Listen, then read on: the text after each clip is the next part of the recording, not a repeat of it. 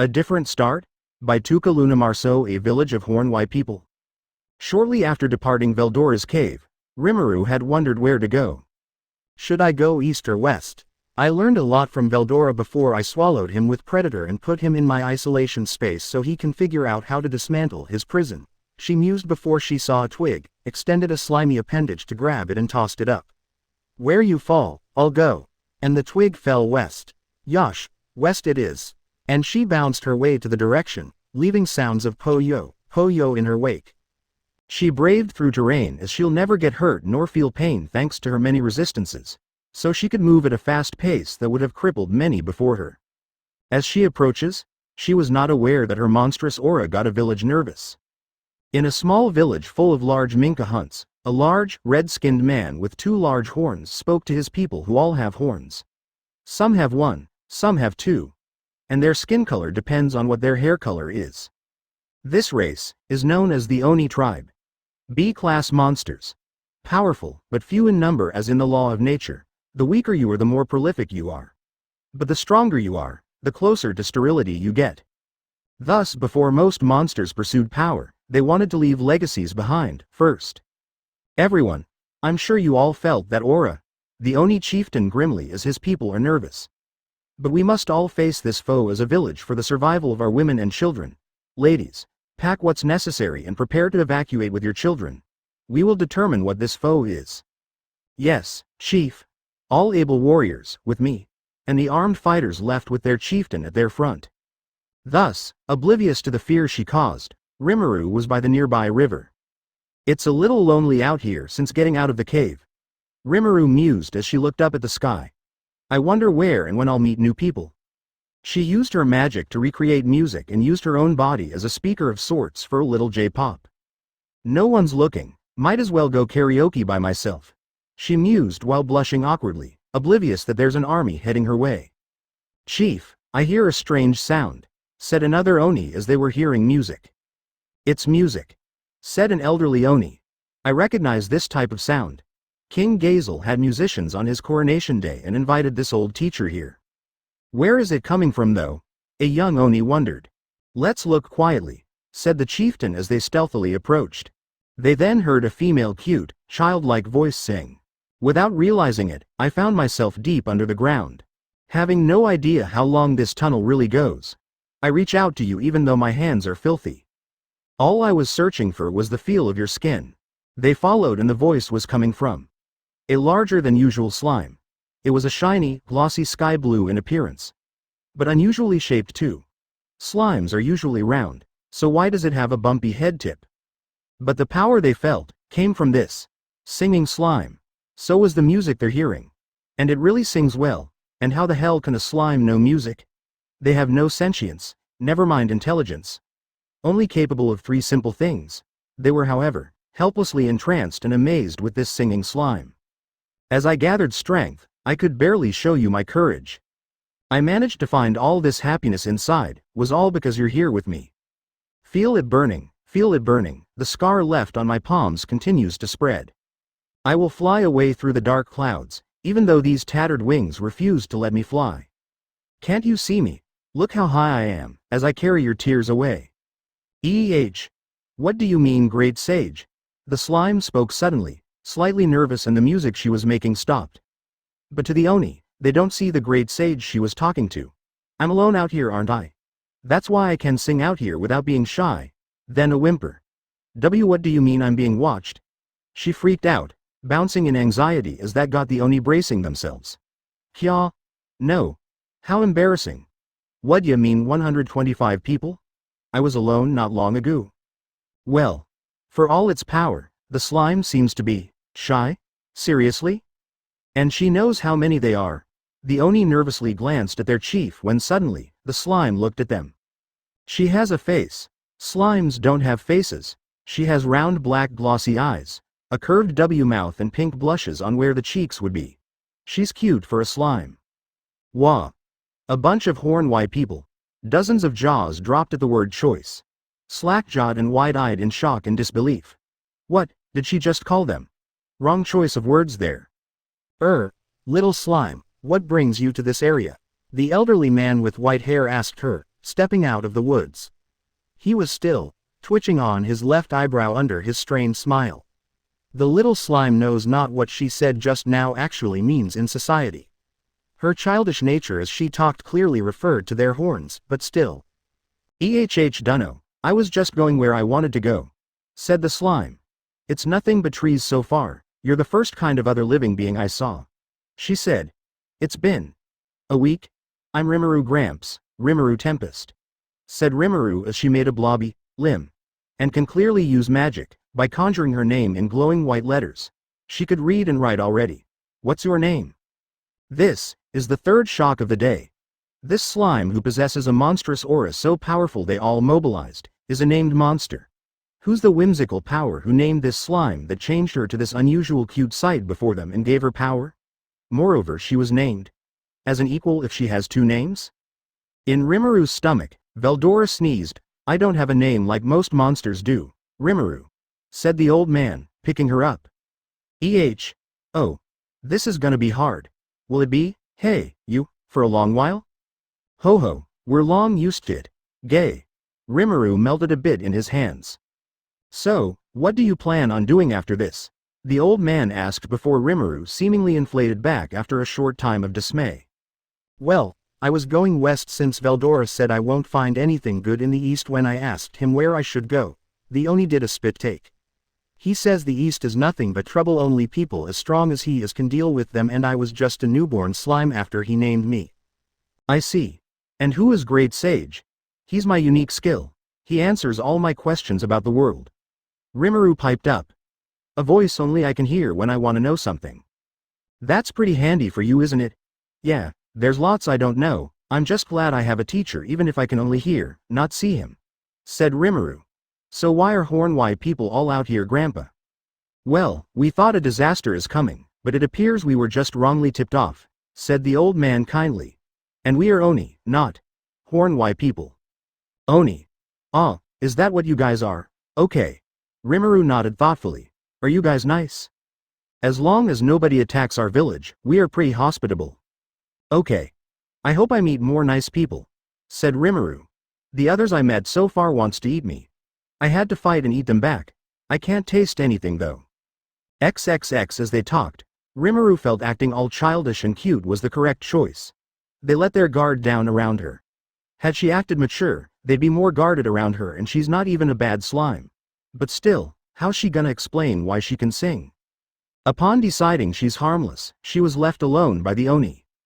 Maybe I should make a temporary shelter here for now, she thought as she dug a hole by the river, and used her sticky steel thread to make a lid cover, like trapdoor spiders do, and shut herself in. XXX. She did that. Huh? The chieftain looked at the young, blue-haired man. To his left was his son. To his right was his daughter. And lined up in left and right, are village elders. The young man knelt Anbu style by the end of these lines as he was there to report. Next actions are unknown after burying herself where we found her and just kept on singing again, said the young man. It seems she's just content with singing in her burrow till she got tired, but her next actions depend on us. She thinks positively of us as we treated her well. But given how strong she is in terms of magicule, and we don't know about her fighting capabilities, her levels are horrifying, as expected of being named by Veldora before his disappearance. She can use magic if she can write her name using magic. And with her unique skill, she's learning under her Great Sage. Great Sage, is it? An elder mused. How far can that skill go? If it can teach a slime music and literacy, possibilities are potentially endless.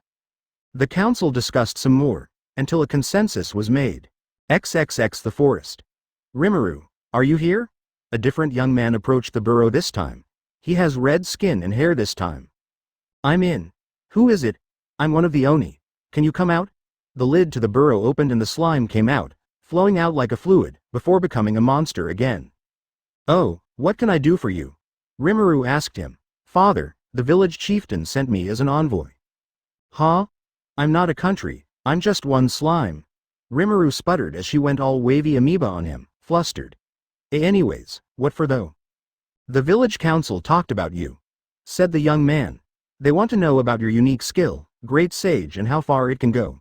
As you know, monsters don't have education, yet you're an exception. Probably very far. He always answers all I ask," said Rimuru. "He always answers. So what do you want to know?" "I want to know if there's a way for us to have children while still being strong," said the young man. "A monster. The stronger they are, the less fertile they get. Our Oni village is very small that we compensated with strength and power. How can we have children far easier?" Wait a bit. Great sage, can you possess me just to answer him in person, just to prove you really exist to them?" Rimuru asked her skill. "Temporarily. As you are now, possession will take great mental strain, about 3 minutes max. Because I'm a slime, great sage can only possess me for 3 minutes," Rimuru told the young man. "We heard your question. 3, 2, 1. They then heard BREEP like a computer as Rimuru's eyes turned glassy red and got bigger. Not that the Oni would know what a computer is, anyway. Report. It's a man's voice, but otherworldly and lacks ego and tone. Answering to the inquiry of the Oni, the solution so far that has been done is daily copulation until the spouse conceives, correct?" "Yeah," said the young man with a blush. It's no news to him that married couples do it every freaking day. Just to conceive. Hell, he grew up long knowing it out of necessity, but hey, who wants to keep hearing their parents go at it every night?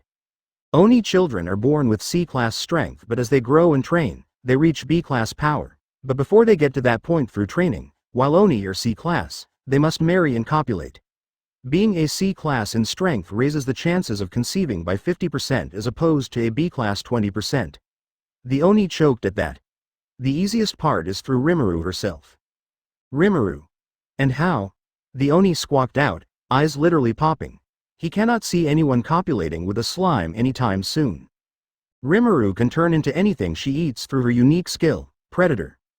Said Great Sage. She can devour a humanoid Majin or human, and with her mimic skill can recreate the necessary parts, attuned to her genetics. Thus she would be indeed, the mother, not the form she took. Thus upon conceiving, the child will inherit traits of which parent has a stronger lineage. She has a unique skill. Universal motherhood. She can have offspring with any man of any race, as long as requirements are met, and she is very fertile disregarding her strength. The Oni gasped at this, and so is the young spy from earlier. Then. Rimuru so far has consumed countless monsters that attacked her. She has yet to consume a female Majin suitable for the task. Female must be of marriageable age as a reminder. Time is up. And Rimuru's eyes went back to normal. Well? Rimuru piped up. What did he say? Great Sage has been very informative. The Oni face palmed as he groaned in misery. I can just imagine telling the oldies back home without blushing. This is awkward. He howled, imitating Johnny Bravo in dismay. You're red as it is, I don't see the difference. Rimuru giggled, making the Oni face fault. However, she felt another person picked her up. Naya. Can you come home with us, Rimuru? The blue Oni asked. How about you stay with my family in the meantime? The blue guy offered. Huh? I can? Rimuru gasped. Is it okay? Well, I'm low maintenance anyway. Little space and magicules in the air, and that's pretty much it. But is it okay with your folks? It'll be okay since you sing and you're pretty friendly. Well, still talking won't hurt, so I'll come with you guys, Rimuru decided. And so? Your son invited me home. Rimuru bowed politely. I hope you don't mind me as a guest. Blue guy's parents are just as blue as he is. But mother has 2 horns, father 1. The parents looked at their son, and at Rimuru. Rimuru was the controversial slime that spooked their village with her aura, thinking a powerful disaster is headed their way, but it's just a singing, carefree cute slime. Well, our son will keep you company in the meantime, little one, said the father. Once everyone is at ease, you can walk on your own in the streets afterward. Ehehe, inviting different monsters sure is rare. Indeed so. On the other hand, that's what her skill told you, son. It's freaking embarrassing, but yes. The young master's face was redder and he was utterly embarrassed. Some of the younger boys and girls around my sister's age are class C if they marry now and get on with it. 5 or 6 out of 10 tries, a result will happen for sure. He squirmed. It's embarrassing to say it. He moaned, face palming. You've suffered enough, said the chieftain Riley, and the council was amused at his son's expense before sighing glumly. Sigh. Why must nature strip us of our fertility as we get stronger? Does this mean to preserve our race, we place our burden on the youngsters now? The hall fell in somber silence. If it's the only way, however, disturbing, said another elder. Weaker monsters give birth quicker due to high death rates, like the goblins who evolved to compensate. And the lizardmen are Class C monsters, yet as a society they are more prolific than us. Perhaps we should follow that example from now on. Sighed another. Marry first, before becoming a B-class monster. There's another way, but the young man dare not say it. 1. It's against his morals and he doesn't want to see his sister marry before her time, and 2. He doesn't want to see that slime angry. His people are few enough as it is, struggling with repopulation. XXX. The two Oni boys met up. Well, did your parents welcome Rimuru in your house? Yeah, though until everyone is used to her, I have to be with her always. Where is she now? Well, mother was interested in her singing skills, so how did the old folk react? They're still talking about it, said the young master. Our younger peers who are still C-class in strength will marry and have kids before they become B-class. We're a warrior village after all, he said. But I didn't tell them Rimuru's secret. It's appalling if they go that route, and I don't want to see it happen. Moreover, what if they beg Rimuru to be the mother of everyone's young without giving her a choice? We'll all die in her anger. We don't know how strong her spells are. The blue youngster paused at that. There's that. For now, that one bit is forever between us. The young master sighed. We're desperate, but that doesn't mean we lose what dignity and honor we have left. And she's like, young. Too young by voice alone. They could imagine a child, had Rimuru been human. Her secret, known living with the Blue Oni family, was surreal to Rimuru. It's like she has parents and a big brother again. That life at Blue Ona's house was comfortable. It was appropriate that she, a blue slime, lives with them since they have blue hair, though they have dark skin in place of blue skin. In Oni village, the darker the hair color, the darker your skin is. The lighter your hair, the fairer you are. Which was weird. Example is the prince and princess. Young master has vivid red hair that he has reddish skin. Princess who has pink hair has rosy fair skin. Since she doesn't need food as slimes subsist off of magicules, and she doesn't have a sense of taste anyway, she doesn't join the family for breakfast and instead plays game OSTs. After breakfast, Blue Oni picked her up and carries her in his arms as usual. Nay, where are we going? Well, I thought we'd take a walk today, Blue Oni told her. What do you usually do? Well, my job is to patrol for information as this village's security agent, Blue Oni explained. Information is what keeps us strong. We can prepare ahead of time and the like. On your way here, have you encountered trouble? My trip was rather safe. I didn't encounter anyone or anything till you guys, said Rimuru. Even then, the ones I saw not far from me ran away, she sighed. Well, Veldora-sama named you, giving you great power. That didn't happen though. Rimuru's sweat dropped at his speculation. Veldora named her as his equal, not as his subordinate, so she didn't get power from him, only a new name etched into her soul binding them as siblings. How she got powerful? By consuming his cave clean and gaining their strength. She also absorbed all magicules there as her way of level grinding that she was crazy strong. She decided she'll let them believe otherwise unless Veldora says so. Nobody would believe the truth about how she got strong anyway, as slimes are the bottom of the food chain in regards to monster respect.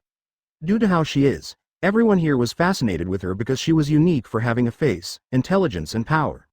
Otherwise, according to Great Sage, slimes are considered a refreshing summer snack by every monster, just like Toko Rodin. I'm not scary though, I'm strong, so what? Strong doesn't mean bad guy by default.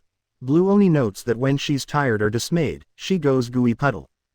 How old are you anyway? Welp, I'm 90 days old. As a soul, she was 37, very young. You really are an infant. Blue Oni chuckled. Oni your age appear as newborns. Well, the cave was my world for so long, until 3 people came into the cave for investigating why Veldora disappeared, said Rimuru. They opened that big door I couldn't pass through. I could go up as Veldora's room was way below. Up I went, passing by 5 more doors until I'm out and saw light and a different world. The cave was dark and damp, save for glowing rocks. Glowing rocks? Teacher called it Magestile. Rimuru regurgitated a rather large orb by opening her mouth wide, shocking her companion before he got his wits back to taking it from her so she could close her mouth. Blue Oni stared in shock at seeing such a large chunk of Magestile. With Magestile this size, they could have unique grade weapons. Do you think you can let our blacksmith have it? He asked shakily. We could forge powerful swords out of this? Really? Glowing rocks can become swords? I'll ask teacher later. Blue Oni ran across the village to get to a hut that emitted smoke off the chimney. It was a hut where blacksmiths are. It's a forge within. Rimuru, can you give us your Magestile? Blue Oni asked her. I need to report to Chief. Okay. And he ran off. You have Magestile? One of the smiths asked her incredulously. Yeah.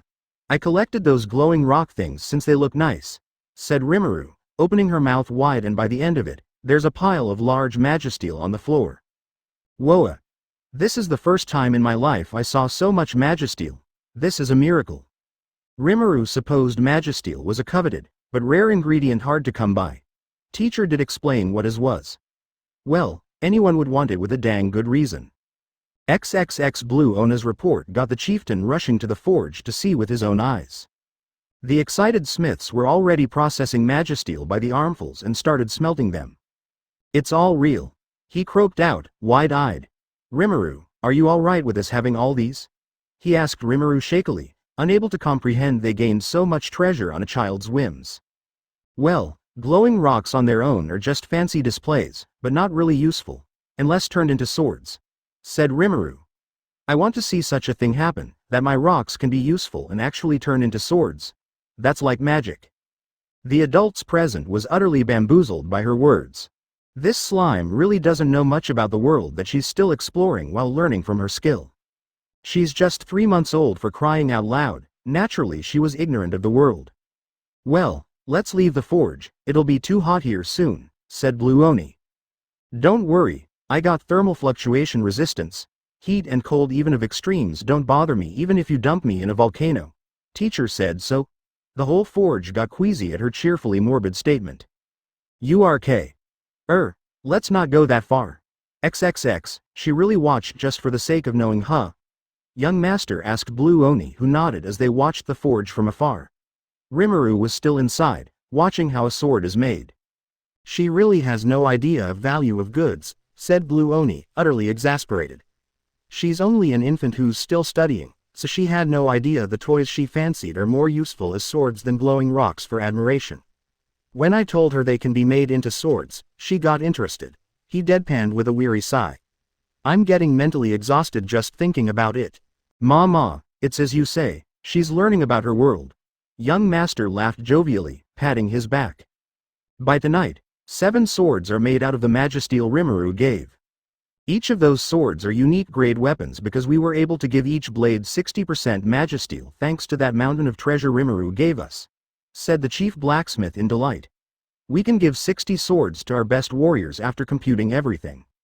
That, and by infusing the swords with magicules every day, it'll start evolving and getting stronger, and keep that up, it'll evolve in a few years. Rimuru advised. For long-lived monsters like us, that's just a blink of an eye. The swords are handed out. Narutily, the red regal-looking ones went to the chief and his son, who were the ruler and prince respectively.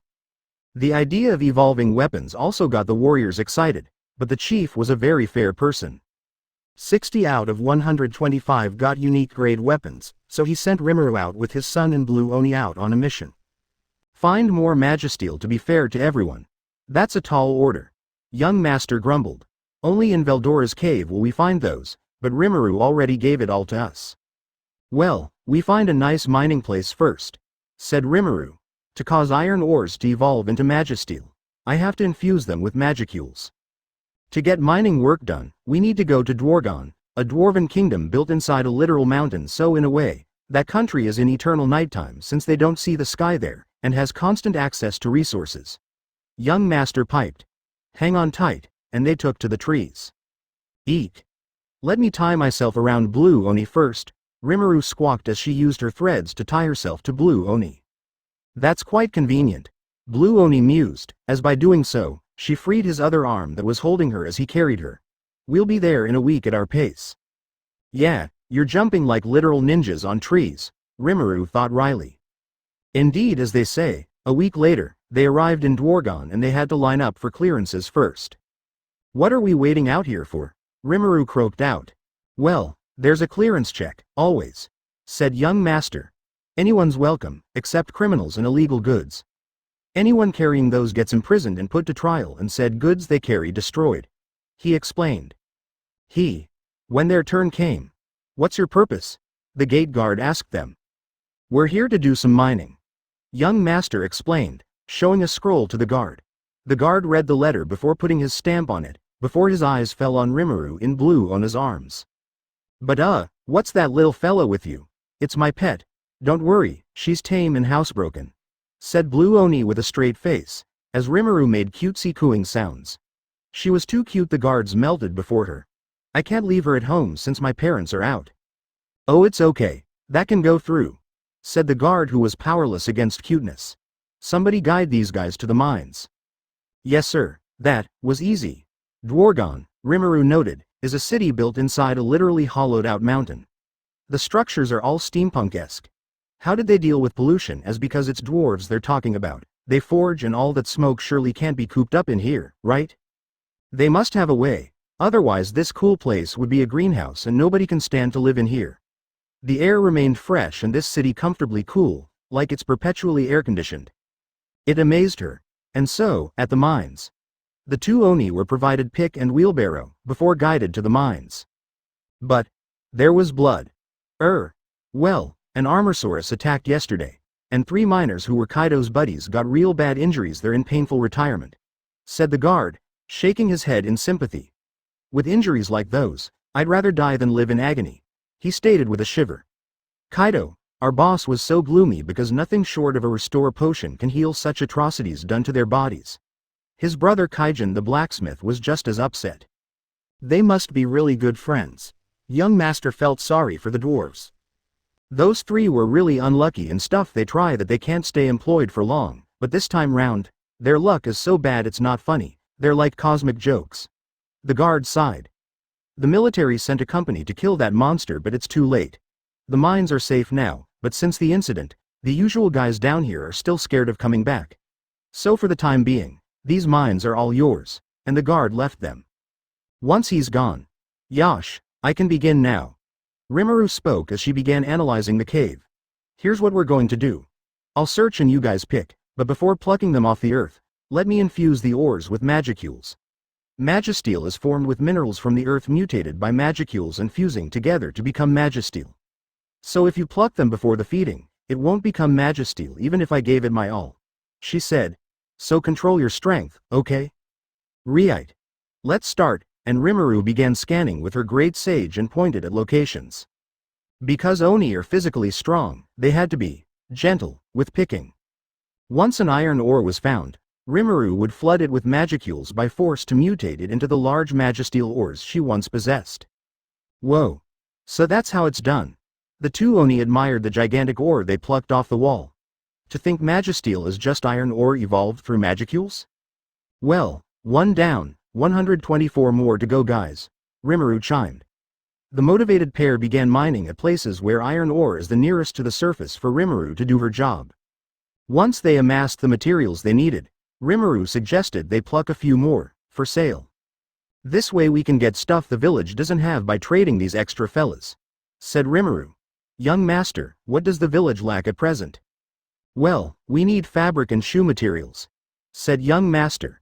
We usually trade monster parts with dwarves for money to buy stuff we can't make ourselves, he said. Having new things will be good once in a while for us. But with the chunks we have in our possession, selling one of these alone will result in unwanted attention on us too, so let's be careful, said Blue Oni. Let's pay Kaijin a visit, he said. He's the best swordsmith in Dwargon and the only guy not scared of us Oni. Well, we're B-rank Majin to begin with. Maybe having Magestile will cheer him up. Rimuru mused. The blacksmiths back home acted like I just gave them gold when I gave them Magestile. Rimuru, Magestile you have, even one of those, costs a couple million gold already, said young master helplessly. Gold is cheap compared to Magestile. URK. XXX Kaijin Workshop. The atmosphere inside is gloomy. Excuse us, said young master. Kaijin the dwarf was gloomy and drinking beer. Ain't doing business today, he said with a sigh, or rather, not anytime soon. A lot of us will lose our careers. What? How come? All us craftsmen have a royal order that each of us is to produce 20 military longswords each of us by that jerk Minister Vesta by the weekend or we lose our jobs," said Kaijin in resignation. "With what happened to my guys, the other miners got scared of coming back to the mines. But if we don't get anything done, we're really screwed. Material nay. How many swords will this make?" Blue Oni showed him 6 large Magestile that got Kaijin choking into his beer. "With monsters like those, I can make 30 high-quality longswords," Kaijin howled, bug-eyed. "We need to sell them to you anyway because our village needs supplies," said young master. "How much will these fetch?" "I'd say you boys saved my career," said Kaijin in delight. "I can definitely pay for these ores." He went to his safe and pulled out 3 large bags of money. Each bag was labeled 100 TG. 100 TG. Rimuru piped up in inquiry. "Was it?" A talking slime bamboozled Kaijin. "TG means 1,000 gold," said Blue Oni. "MG would be million gold," he explained. That slime can talk," Kaijin squawked out, astonished with Rimuru the talking slime. "Rimuru's very smart for a baby slime," Blue Oni said, petting Rimuru who enjoyed being petted on the head because it felt good, reminding her of the times when she was a human child. Her parents would pet her on the head with pride when she does good in school. When she was named by a powerful whimsical monster before she came to our town, she became intelligent and got a cute face when normally, slimes are featureless balls of blob. Since she's still a baby, she asks questions a lot. "I had to maintain such a facade, you know," Rimuru thought in a pained voice. She had to put on a cutesy childish persona just to be welcomed anywhere. Had she shown she was smart and mature, anyone would be wary of her, thus it'll be hard to be welcome anywhere, thus unable to settle anywhere. "She can even sing." "Oh ho! Then can you sing for this sad old man Rimuru?" Kaijin asked Rimuru kindly. "Times are hard and it'd be harder if I didn't get lucky with you guys." "Okay." Music began playing. Where's that coming from?" "Her body," said young master. "She imitates what she sees and hears through magic. She must have heard music somewhere, picked it up and made her own so she can sing along." "Oh ho, tell me her name, I want to know. The way she looks, and where you go. I need to see her face, I need to understand why you and I came to an end. Tell me again, I want to hear who broke my faith in all these years. Who lays with you at night, when I'm here all alone? Remembering when I was your own, I let you go, I let you fly. Why do I keep on asking why? I let you go now that I found a way to keep somehow. More than a broken vow, this song is a little gloomy, they all thought, as they listened to Rimuru sing. However, Kaijin is suspecting Rimuru's true nature. There's absolutely no way a slime is capable of singing nor composing music, even if she was a unique monster. Impossible. Moreover, the music is composed by instruments their world clearly doesn't have, nor ever will. This music was reason why he began wondering what she truly is. But he can tell she's dang unlucky. Tell me the words you never said. Show me the tears you never shed, give me the touch that when you promised to be mine. Or has it vanished for all time? I let you go, I let you fly. Why do I keep on asking why? I let you go now that I found a way to keep somehow. More than a broken vow, I close my eyes and dream of you and then I realize. There's more to life than bitterness and lies, I close my eyes. I'd give away my soul to hold you once again and never let this promise end. I let you go, I let you fly, now that I know asking why? I let you go now that I found a way to keep somehow. More than a broken vow. That's amazing, little lady. But, do you have memories of your past life? Kaijin asked her kindly. His question got the Oni double taking at the question. Why'd he ask such a thing after the village mascot sang one of her songs? Past life? Rimuru played dumb now. Yeah, that music you played. No instrument is capable of making such music here, in this world. Kaijin told her, and that got the Oni staring at Rimuru now. Moreover, no songs exist either, aside from lullabies mothers make up to sing kids to sleep. I've never heard what's so obviously a song about broken promises by a lover to his partner who began seeing another woman after breaking up. Naya. Rimuru played clueless even more. I suspect your friend is a reincarnate. Kaijin told the Oni, who had trouble accepting the bomb he just dropped on them. Holy carrot hash carrot percent hash and Rimuru was inwardly panicking while putting on a look of wonder on her face. Kaijin figured her out. Her memories she has now, are all about songs and music from her former world. She may remember more as time goes by. Kaijin told the boys. She was born 3 months ago as a unique slime in Veldora's cave. She's still a baby slime. Young Master croaked out as he and Blue Oni looked at Rimuru, who was clueless. She became a unique slime when a powerful being named her on a whim. That being named her Rimuru Tempest, that she gained a unique skill and intelligence. Your pet is extremely unlucky. Kaijin shook his head. Of all things to reincarnate into, it just had to be as a slime. He tut-tutted. That naming jump-started her awakening. Rimuru must love songs in her past life, or she's a singer herself, no idea. Keep an eye on her, and remembering who she once was, and facing her new reality can get a little shocking. He warned them. If she remembers who she is and finds herself a slime, she'll be horrified and terrified.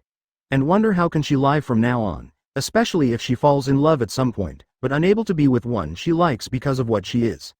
That would be terrible for her, he said in utter sympathy. Oh, we didn't know. Well, we thought she was taught. Or so she thinks, because that was what she told us and what she believes, said young Master. Her memories are probably jogged by that point. And in Jura Forest, our understanding of music is even less, so how could we have known? Okay. I'm an object of pity now. Rimuru thought gloomily. This Kaijin. Then again, some people are aware otherworlders exist. She thought. Veldora told me about that too. I guess if Jura's monsters are ignorant, countries aren't. Look after your friend. She would need support when the time comes. Kaijin advised the boys. Right. Now the boys got worried for Rimuru. But then again, if she ate a female, love won't be an issue. I'll be okay, I think, said Rimuru. As long as I'm not alone, if that happens, I'll be okay, she said, regurgitating Magestile capsules filled with full restore out of her mouth on Kaijin's table. Be careful with those, they pop easily. We heard your workers got hurt real bad, so that should fix them, she said. Kaijin, young Master and Blue Oni can only look at the glowing jelly balls she made. What are those jelly things? Young Master asked her, wondering what else Rimuru has inside of her other than a pile of Magestile. They're glowing. I ate all of the hippocute in the cave, and I was told they can be processed into potions, so I did after learning how. Rimuru piped up. They're full restores in thin Magicule coating to keep them that way, but even an ordinary needle can pop them, so be careful. What? XXX shopping trip was awkward, Rimuru thought as after getting money from Kaijin while lugging around their sack of Magestile. Young Master carried the Magestile and the money. Blue Oni carried their shopping. Rimuru wrapped both sacks in her threads so in case of scraping against sharp branches and twigs, the bags won't rip. Buying a ton of fabric, sewing kits, spools of thread and other thingamajigs, they went home carrying a lot of load, and kept their remaining money on for future spending. Nay. This quietness is scary. Why are you guys so quiet? Rimuru piped up, playing up her childishness. Well, we're worried I guess, said young Master anxiously. Rimuru's an innocent, inquisitive child now and enjoys playing around, but what if she gets her memories back? Who is she and what kind of person is she? Is she a good person or a bad person? After getting to know her innocent side, if she turned out to be a bad person, would they have to kick her out or kill her for the sake of the village before she learns how to utilize her powers against them? Glancing at his friend, he was more worried because she lives with his family.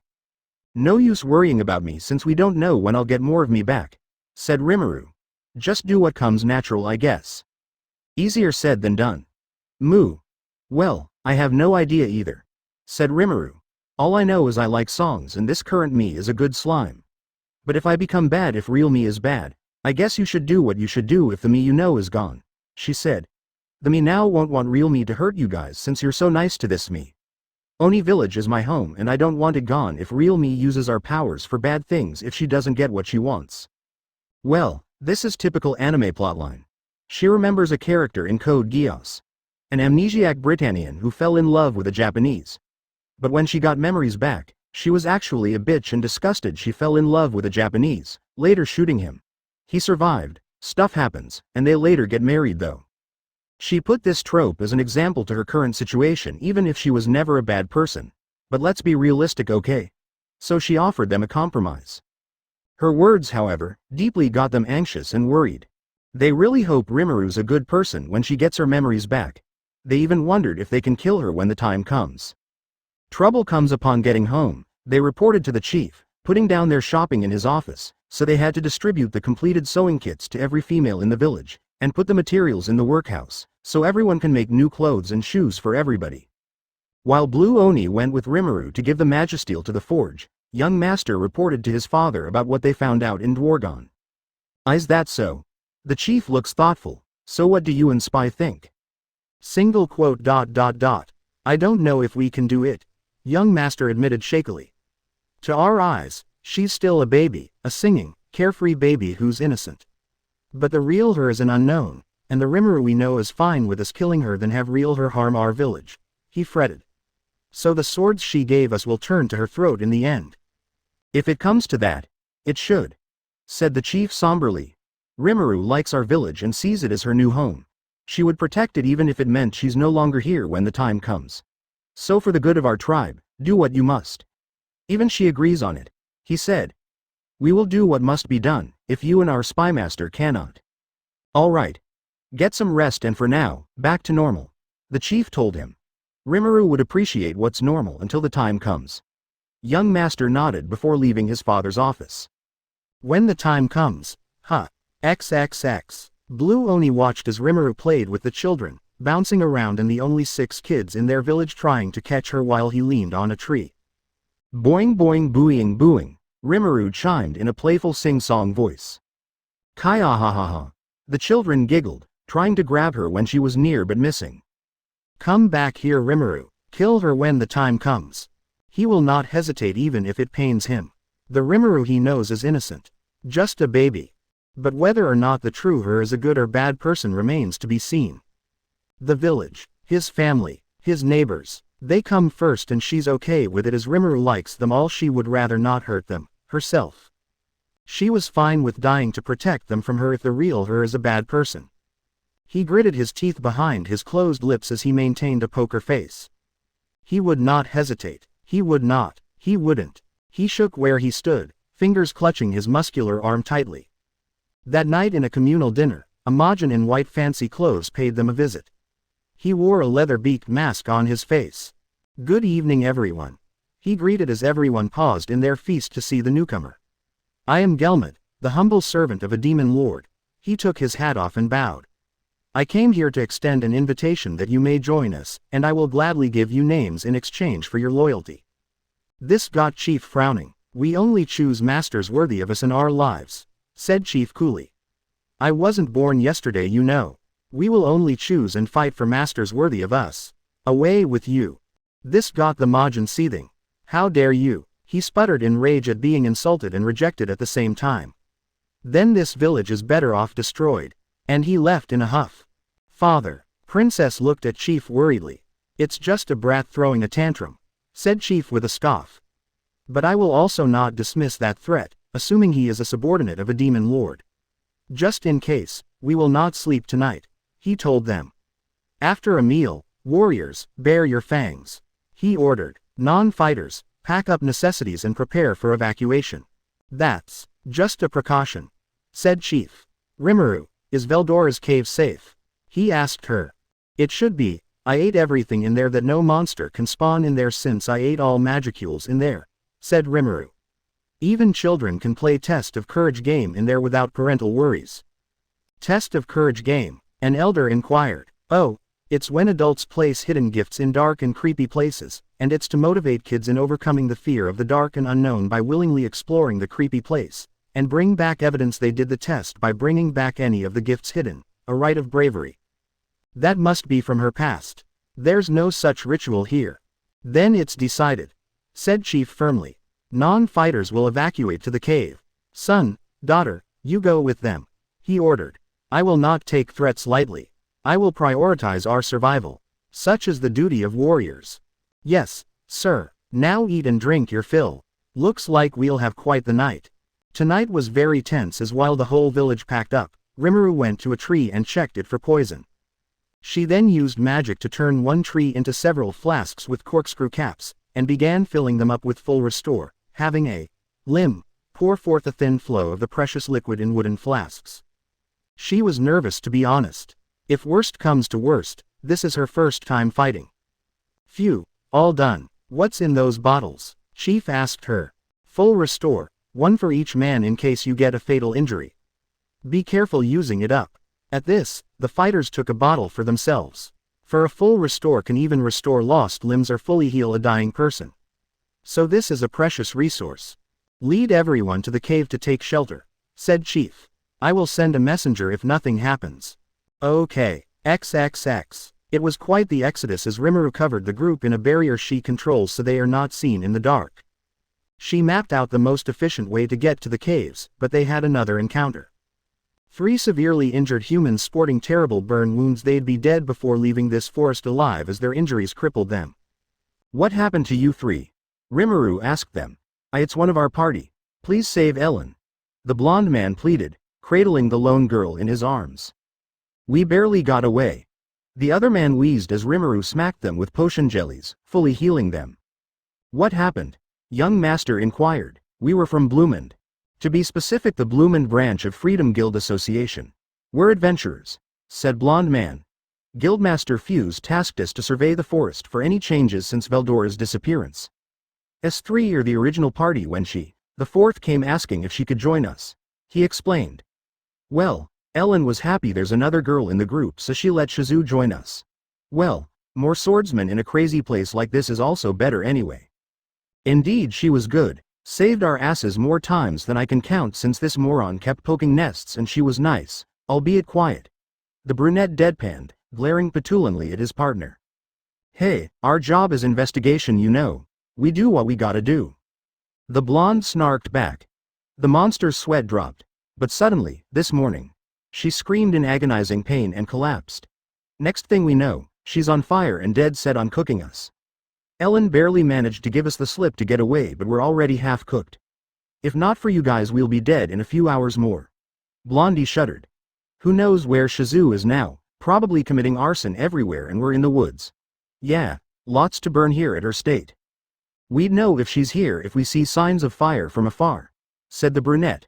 We gotta get out of here quick. We'll investigate this, said Rimuru. For now come with us to Veldora's cave. We're sheltering there because some Majin who claims he's a demon lord's subordinate approached our village. In exchange for names, everyone's loyalty. Chief didn't want the tribe to submit to some shady guy just for a name. That Majin dressed like a rich guy threw a tantrum and left, leaving a threat to us all. So we were ordered to evacuate while the fighters stay behind. They would see what that threat is. That got the 2 humans horrified. Geez, this and that happens, they joined their group into the caves. But what awaited them was a dryad. Greetings to the unique powers blessed by Veldora-sama. She greeted. I am the dryad, trainee. What are you here for? Young master asked her.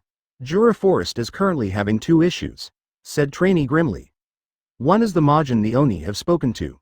And the other is the friend they speak of, she said. Shizu. Where is she? Brunette asked her. That is not Shizu anymore. Trainee shook her head.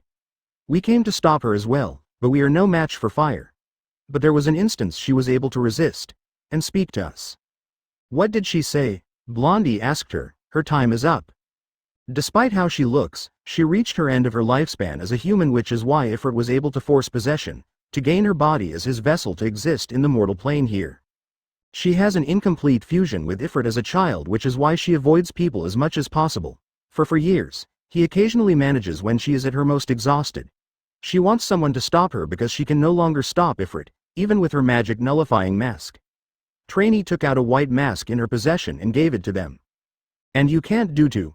Elemental incompatibility. Rimuru sweat dropped as wood and fire don't mix. Yes. Trainee admitted weakly. While I can handle Shizu, what of our other problem? Rimuru asked Trainee. That Majin who came to the village. It's indeed as he claims. He is indeed the servant of a demon lord. Which one is unknown, said Trainee grimly. But Gelmid has been roaming around, searching for monsters.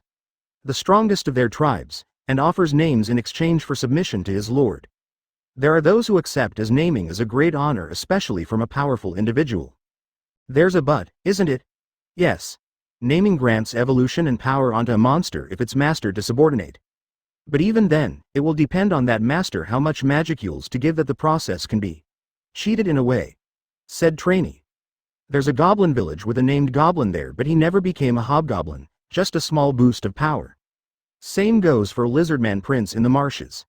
The only one he truly evolved was the Orc Lord Geld. The Oni gasped. Orc Lord. This is bad, real bad. What's that? Blonde man gasped nervously. All orcs evolve to high orcs upon being named, said Trainee. But among all orcs, there is one special individual who can either become an orc king, the correct path, or orc lord, the disastrous path. She said, the orc lord has a unique skill, Starved Ones. Starved Ones allows the user to bestow the effects of the skill upon his subordinates, which allows them to eat anything and everything in sight in exchange for a constant feeling of starvation. The ones under the skill's effects develop a sense of collectivism that also enables those under its effects to share their gains and improvements remotely. Although they cannot not obtain all the abilities of those they eat, they can still acquire some of their special features, she elaborated. The strength of the users rises the hungrier they are. It also increases when the user eats a being with high energy levels or power. Yikes! Who on earth would want a power like that? I think I'd rather die. Brunette sputtered in dread. Then, our fathers and elders back home. Princess choked out. Chieftain, evacuating you all was a wise choice, said Trainee grimly. An hour after you left your village, Gelmid had a fraction of his orc army attack the Oni village. That was to their horror. But thanks to your unique grade swords, they were able to fend the orcs off. That was to their relief. But even then, it was a hard battle due to the current level of the orcs. Thus the warriors will also flee to here to regroup with you. But where can we go now? It's not safe to return home. Princess whimpered. If we go back home, we'll be a burden to our warriors. Rimuru. Why yes. I have a task of you. Trainee told Rimuru. Shizu's wish was to not die in our world. I offered her a solution, she said. That is. Defeat Ifrit and devour her body. What? Rimuru was shaken. I have to eat her. Shizu is fine with it. Before Ifrit took over and I was forced to run away, said Trainee. She is 8 hours away southeast of this cave. My sisters will guide you, she promised. I will keep watch over the Oni. Wait, that can't be right, Brunette cried. What's eating Shizu have to do with not dying here? Before she can explain, Ifrit didn't exactly give us a choice. Trainee sadly shook her head in apology. I don't know what she meant by that. Rimuru may come to know after defeating Ifrit. Okay. I'll go, said Rimuru. Please watch over everyone, Trainee, she requested. I can guess that you have eyes and ears everywhere. This way, forewarned is forearmed. I will leave when the warriors arrive. I will refill their potion bottles. Soon, by daybreak. The warriors arrived. Young Master explained to the weary warriors, and led everyone to Veldora's room in the caves. The water here is clean, though it has magicules mixed in. It's safe to drink anyway, though it will restore your strength. It still has that effect if you use it for cooking. Rimuru told the Oni. Just be careful for the kids though. Rimuru created a large stone bowl using magic, put some water in, but took away the magicules. This is safe for the children to drink after eating magicule-soaked food. That would be great for the kids, said the chief. Go and do what you must. Rimuru then left the caves, after building a wall for Lada's privacies, and placed barriers into the room so they wouldn't be found by all means. XXX the forest. Rimuru followed Trainee's directions. Took her 8 hours indeed, but directions changed that she had to be guided by the dryads. To a blazing inferno as Ifrit was now fighting direwolves. His form was that of a red-eyed Shizu. Many wolves are burnt alive with about 20 survivors left, but gravely injured. You guys must have thought she's lunch, but she's way too spicy for you, Rimuru remarked, splashing potions on all of them that they all healed instantly. We haven't eaten in days. We're willing for anything at this point, said the wolf near her. It's like all the prey vanished, he said in an unhappy voice. It's not that. They vanished. They all ran away from danger. Tria the Dryad told him. There's disturbances in the forest. Ifrit and the Orc Lord. She said. Unless these two disasters are dealt with, normalcy will not return. That's really bad for us. The wolf wasn't happy. With threats about, we can't live a week without food. That liquid healed us and erased our hunger, but that is only temporary. At any rate, I'll handle her. Stay back a bit. And Rimuru flared all she had to intimidate Ifrit with menace, and that terrified anything within a radius of her strength. Ifrit shook and sank on his knees as Rimuru created Shiva, the one from FFVII remake. She had Shiva blow a painfully icy blizzard on him non-stop, containing power stronger than him by 10 levels of his strength. That was clearly too much for Ifrit, who was severely weakened, enabling Rimuru to predate Ifrit and separate him from Shizu. You may have overdone it. Tria's sweat dropped as about 100 meters behind Shizu is a part of a forest encased in winter wonderland of snowy slush. Oops. Rimuru's sweat dropped. She then approached Shizu, who was clearly dead. You're dead by the time we got here, she said softly, as Shizu is clearly a Japanese woman by the looks of her face. She was a countrywoman. Very reluctantly, Rimuru ate Shizu and gained access to her memories to understand her. She was a woman from the Taisho era, where Tokyo was destroyed by a bombing raid. After losing her mother, she was summoned to this world through a swirl of flames that caused her burning injuries she wouldn't survive from, but her summoner fused her with Ifrit for her to heal, the demon lord Leon Cromwell. For a time, Leon gathered children who were summons by other human countries and stabilizing them as he had Shizu, and let them live as they pleased after education and training. Some chose to serve Leon, some chose to do other things freely as long as they don't cause trouble.